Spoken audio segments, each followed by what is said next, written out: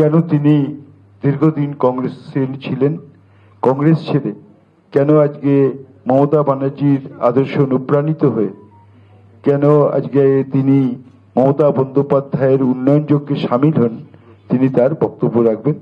প্রাক্তন বিধায়ক, দার্জিলিং জেলার 20 বছরের কংগ্রেসের সভাপতি, 15 বছরের এআইসিসির মেম্বার, 15 বছরের উত্তরবঙ্গের অবজারভার শঙ্কর মালাকার। আপনাদের সবাইকে নমস্কার।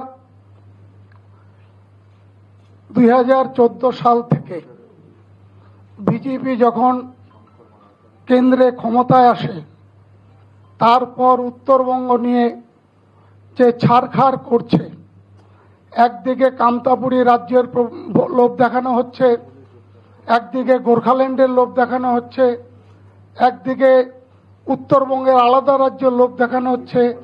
বিজেপি দীর্ঘদিন ধরে উত্তরবঙ্গের সহজ সরল মানুষগুলোকে এই ধরনের লোভ দেখিয়ে ছাড়খাড় করছে।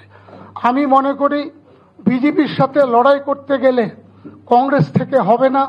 একমাত্র মমতা বন্দ্যোপাধ্যায়ের নেতৃত্বে তৃণমূল কংগ্রেস উত্তরবঙ্গে যে ছাড়খাড় করছে বিজেপি, তার বিরুদ্ধে লড়াই করতে পারবে। এক।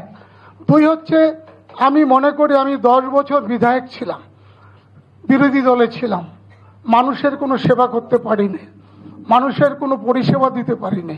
আমি মনে করি আমার অভিজ্ঞতার মধ্যে দিয়ে যে শাসক দলে না থাকলে মানুষকে কোনো পরিষেবা দেওয়া যায় না এবং মানুষের থেকে বিচ্ছিন্ন হয়ে যাচ্ছে।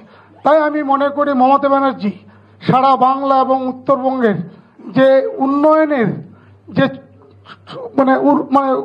উন্নয়নের যে